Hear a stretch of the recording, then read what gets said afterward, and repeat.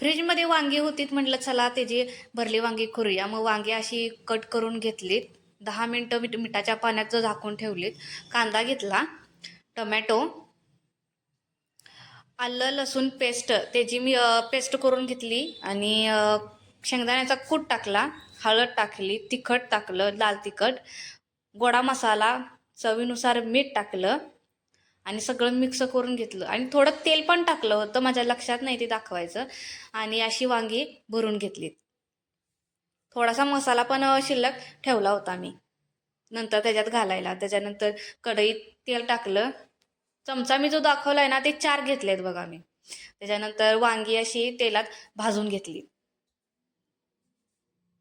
हे बघा.